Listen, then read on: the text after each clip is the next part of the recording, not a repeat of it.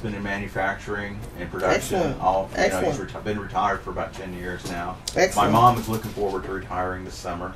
We weren't rich, but we weren't poor. We never had to worry if the pipes busted or if I needed a new pair of shoes or if a special event came up that, they couldn't buy me a new coat and a new tie. And if they didn't have it, I didn't ever know about it. Mm-hmm. And then the other thing is that I had just such wonderful neighbors. Mr. Anson Van Slyke, who's been passed away now for many years, and Mr. Robert Bond, who lived on the other side of me, were both really, they were old-fashioned conservative Democrats that became Republicans as they saw the change that was going on in the country, and they became very involved with the Reagan campaign. And then my scoutmaster, Mr. Hector Kidd, also was a very big influence. So what I'm life. hearing you say is mentors. You had all these many dads, many moms, many mentors, and you gravitated and you learned from that. And even if you don't have a mentor, there's other things that you can do. You can read great books. I love this book. I don't know if you've read one of Spencer. Yeah, excellent books. Read your books. Go online. Support people like Al Ramirez here, and then talk to him, because I'm sure. Are you a mentor towards? You don't have any children. You're not married. I've been looking for the right girl. Hey, they're ladies! not looking back. Take your time. Oh, come on now. 41. It's been quite a while, but I think that God has just wanted me to have a life of experiences that I can really share. I think that that's the problem a lot of So, times. are you mentoring other young men or people right now? Well, I think that it's not something that I do on an everyday basis, but I try to when I meet somebody. You have an. I think your website's a good mentor, actually, because you keep people informed and educated. A lot of people wouldn't know the Native American side of you or the Spanish side of you. Well, I think that's the thing about it. It's like, I think that's, like I said, it's important for people to know the history. And I think also, life gives you a daily challenge of either you're going to meet somebody and you can either give them a lesson in the harshness of life and the reality of life, or you can go ahead and give them a little bit of a break. Right. And But you also give not only a break, but you give a connection. I think that's where the Republican Party has failed, and that's why hiphoprepublican.tv.com got created. Well, hence the question I love to ask Shirley's guest, and not to put you, I'm not trying to ask this to put you on the spot, but sometimes some of the individuals that we meet are developing and evolving so much. I wonder openly whether or not the Republican Party is going to be willing to embrace them. I've said that to Shirley over and over again. I sense and you all, the dedication you all have to the party. But in today's time, so many people have had to step out of either party. Arlen Specter, steps across, then comes back to lose. And when I meet individuals like yourself who are within either party, actually, I have to always ask them: do you feel like there is truly a place within your party for people like you who seem to represent such a change? In other words, the Tea Partiers, which Danny's not here, Al, and we argue about the makeup of the Tea Party group, and we argue about their diversity. But obviously, this is the most diverse political thought period that we've ever seen of our age. On both sides. So how do you see yourself? Are you confident that your party is going to be willing to embrace folks like you and Shirley? Well, there are going to always be people that are going to be against you, and there's always going to be people that feel like they've cornered it and they've earned it and it's theirs and you're persona non grata. And there's been many cases in this election where I have been persona non grata of the Maximus within, you said to the Maximus, right? Yes, and within the California Republican Party.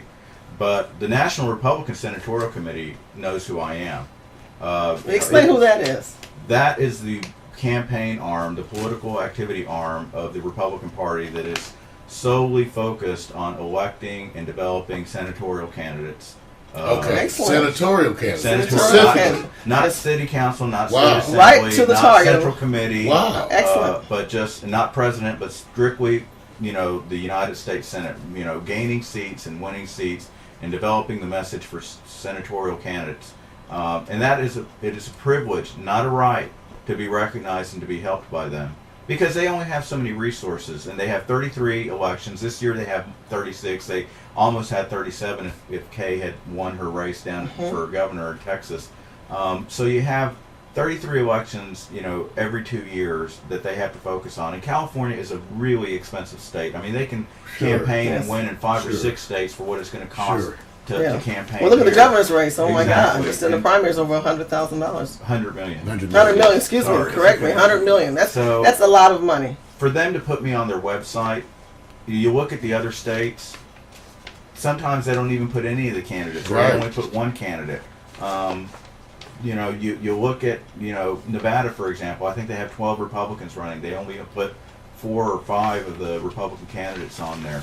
I wonder how many Latinos. I know you wouldn't ask that, Al, but I would. That's what that was the next point that I was going to make. Nothing. I don't think that I don't know what's changed yet. If it's changed, obviously, if it hasn't changed, it's going to. But in Florida, they only had Charlie Crist. They didn't have Marco Rubio. So, and in California, we have 5 candidates running for the U.S. Senate, and I did make it, even though the newspapers, and if you ask somebody like Ron Nearing who the candidates are, he'll tell you there's 3. There's 5, and the NRSC put up 4, and I'm the 4th and Ron Nearing is the chairman of the California Republican Party, so He's that a friend they know. of Chuck's. Right. And so. And Chuck DeVois is running against you. Yes. Well, we're all running in the together. same race, right? Yes. And so, that's a privilege. And then on top of that, there's 264 candidates running for the United States Senate as a Republican throughout the country in all these states. Why do you think that chairmen don't want to acknowledge other candidates? Like, is it because you think it's because you're Latino? Do you think it's because politics? I mean, what is it? Because is it I'm going to pick and choose who I want to endorse? Because as a chairman, you really can't do that. Yes, you're not supposed to do that. It is. It's happening on both sides. So just like I was about to say, there's 265 candidates running for the United States Senate around the country. There's only been 5 events hosted at the NRSC headquarters for a meet and greet or a fundraiser so that you can meet the Washington. And the NRC is a national. 5. That's just 5 for 260. 264 That's candidates. Select. 5. Yeah. That's very select. It's very select. So I agree with that. I think that, and Chuck had a hard time making an inroad. As a matter of fact, he had a very difficult time even arranging a meeting. He's never met with John Cornyn. They had a little bit of a war of words, and I think that the California, folks here kind of felt like, they were being snubbed at the national level. Right. So, because this was all You happening think it has anything to do with Arnold? time. You think it has to do with the reputation of California as it relates to being Republican? I think a little bit has to do with that, and going up there, I there's a would lot think, of there's a lot Yeah, I would agree, but I also would say it's a little bit of everything because the Republican Party in the state of California has had issues for a long time, and that's why we need more candidates like you. Someone more connected to the Well, people. that's interesting to hear that, though. To really hear that inside. A little inside. A little something. I learned something I didn't today. recognize it at the state level, but I think it was because some people at the state level felt like their guy wasn't getting recognized. Yeah, I get it. national I get it, level. Al. I agree with that. That's interesting. Let's change it up a little bit. We're going to move into another subject real quick. I want to add on to, let's talk about immigration. There's still a lot of heat going on in Arizona, and I know you're in Texas. You got to go through Arizona to come to California. So, and then you're Hispanic. Don't mess with Texas. I mean, I want to know what's your input on what's going on with Texas right now.